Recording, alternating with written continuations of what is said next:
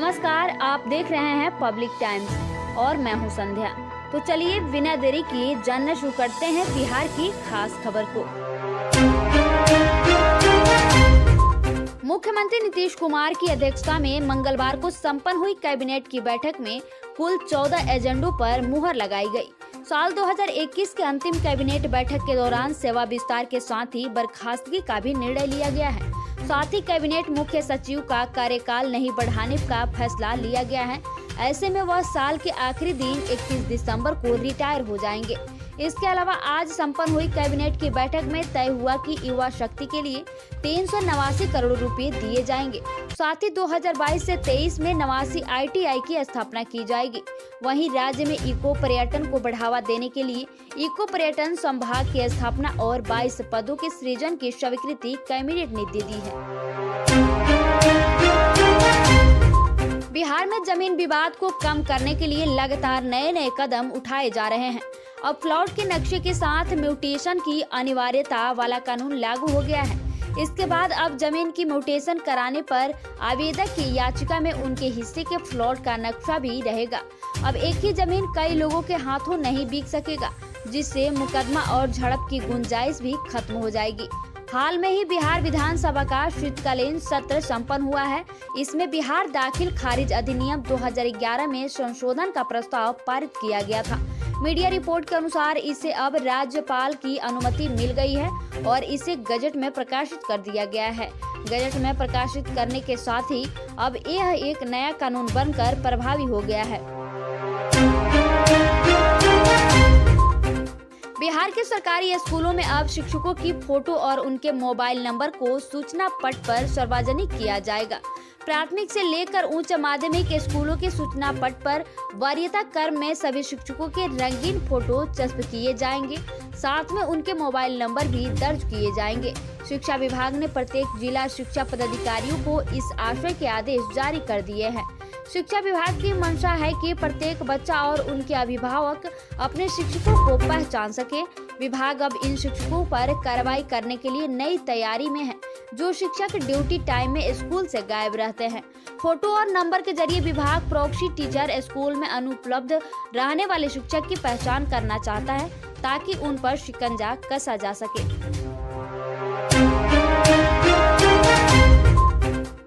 बिहार के प्रारंभिक माध्यमिक एवं उच्च माध्यमिक विद्यालयों में प्रधानाध्यापक और प्रधान शिक्षकों के पदों पर जल्द ही नियुक्ति की जाएगी। इन पदों पर नियुक्ति के लिए बिहार लोक सेवा आयोग को अधियाचना सोमवार को भेज दी गई है। BPSC परीक्षा के जरिए इन रिक्त पदों पर चयन करेगा। इसके बाद उनकी नियुक्ति की अनुशंसा शिक्षा विभाग भेजेगा। प्रधानाध्यापक और प्रधान शिक्षक के लिए BPSC अलग अलग परीक्षा का आयोजन करेगा। आयोग दोनों पदों के लिए 150 अंकों की परीक्षा लेगा। वस्तुनिष्ठ प्रारूप की इस परीक्षा में समान रूप से 100 अंक सामान्य अध्ययन के लिए होंगे। प्रधानाध्यापक पद की परीक्षा में B.Ed आधारित विषय वस्तु के लिए 50 अंक निर्धारित है। प्रधान शिक्षक पद के लिए सामान्य अध्ययन का अलावा 50 अंकों के प्रश्न DLED विषय सामग्री पर आधारित होंगे। परीक्षा में निगेटिव मार्किंग भी होगी। एक प्रश्न गलत होने पर 0.25 अंक कटेंगे। परीक्षा 2 घंटों की होगी। बिहार में कोरोना संक्रमण अब पहले की तुलना में तेजी से पैर पसार रहा है।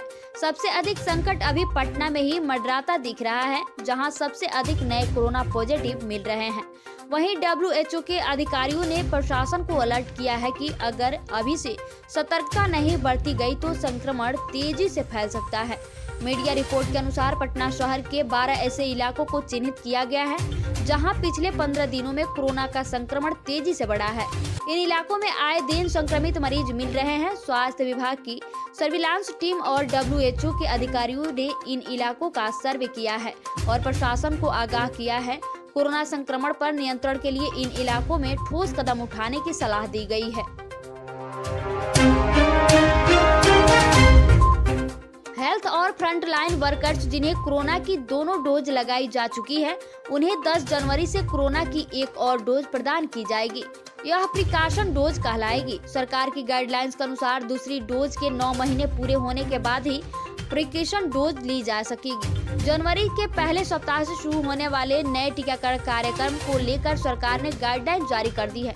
DIO डॉक्टर शरद चंद्र शर्मा ने बताया कि सरकार के निर्देशानुसार फिलहाल 15 से 18 तक के उम्र वालों को कोवैक्सीन दी जाएगी। इसके लिए तैयारी शुरू हो गई है।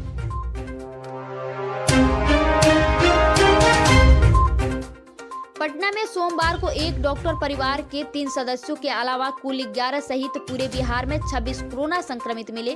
पटना का डॉक्टर परिवार बोरिंग रोड इलाके का रहने वाला है। वर्तमान में 116 सक्रिय मरीज हो गए हैं। सोमवार को पटना के आनंदपुरी, सरिस्ताबाद, सुल्तानगंज, गोला रोड, एजी कॉलोनी, दीदारगंज, कंकड़बाग और पटना सिटी में भी एक संक्रमित मिले हैं। 11 में से 5 संक्रमितों के संपर्क में आने से संक्रमित हुए हैं। बोरिंग रोड, सुल्तानगंज और एजी कॉलोनी के लोग संक्रमितों के संपर्क में आने से पॉजिटिव हुए हैं। सुल्तानगंज का संक्रमित कतर से लौटा था, उसके संपर्क में आने से उसका करीबी रिश्तेदार संक्रमित हो गया।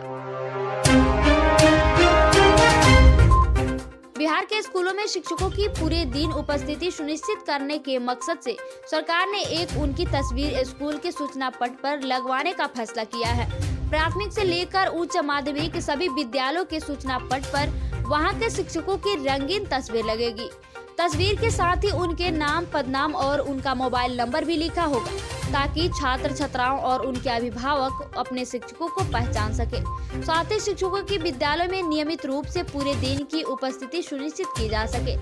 इसको लेकर बिहार शिक्षा परियोजना परिषद ने सभी जिला शिक्षा पदाधिकारियों और जिला कार्यक्रम पदाधिकारियों को दिशा निर्देश जारी किया है। इसमें कहा गया है कि सभी प्रारंभिक विद्यालय कक्षा 1 से 8 29 दिसंबर तक तथा सभी माध्यमिक और उच्च माध्यमिक विद्यालय उक्त निर्देश के आलोक में कार्रवाई कर विभाग को रिपोर्ट हाल में भेज दे। लगातार 7 बार राज्यसभा सांसद रहे प्रसिद्ध उद्योगपति महेंद्र प्रसाद उर्फ किंग महेंद्र गजब के मेहनती इंसान थे। रविवार की देर रात किंग महेंद्र के निधन की खबर से उनके समर्थकों और उन्हें चाहने वालों में शोक की लहर दौड़ गई है। महेंद्र प्रसाद जदयू की ओर से तीसरी बार राज्यसभा सांसद अप्रैल 2018 में बने थे। अप्रैल 2024 तक उनका कार्यकाल था। मूल रूप से बिहार के जहानाबाद के महेंद्र प्रसाद का जन्म 8 जनवरी 1940 को हुआ था। वह सबसे पहले वर्ष 1980 में कांग्रेस से लोकसभा के लिए निर्वाचित हुए थे। राज्यसभा का सदस्य वे पहली बार वर्ष 1985 में बने थे। उन्होंने अरिस्टो फार्मास्यूटिकल कंपनी की स्थापना की थी। अरिस्टो फार्मा देश की 24 बड़ी दवा कंपनियों में शुमार की काम होती है।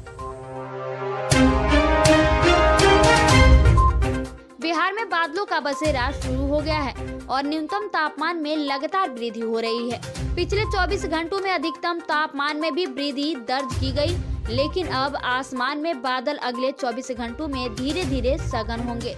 इससे मंगलवार और बुधवार को राज्य के कई हिस्सों में बारिश का असर है। बुधवार और गुरुवार को शीत दिवस की स्थिति बन सकती है। बिहार के ऊपर चक्रवातीय परिसंचरण का क्षेत्र बना हुआ है और पूर्वा के लगातार प्रवाह से बारिश के अनुकूल स्थिति बनी हुई है। मौसमविदों के अनुसार कई हिस्सों में माध्यम तो कहीं हल्की बूंदाबूंदी हो सकती है। मेघा गर्जन के साथ बिजली गिरने के भी असर है। नीट काउंसलिंग में बड़ा बदलाव किया गया है। All India quota counselling 2 round के बाद खाली सीट राज्यों को वापस कर दिया जाता था, लेकिन अब ऐसा नहीं होगा। इसका नुकसान बिहार के छात्रों को होगा। बची हुई सीटों से प्रत्येक साल 150 से 200 छात्रों को फायदा होता था। अब ऑल इंडिया कोटे नीट काउंसलिंग 4 राउंड में होगा।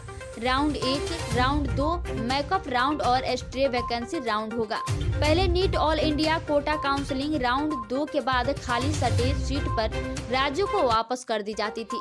उन सीटों को मॉप अप राउंड और एक्स्ट्रा वैकेंसी राउंड की काउंसलिंग से भरा जाएगा।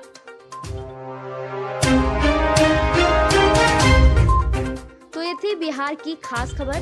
धन्यवाद।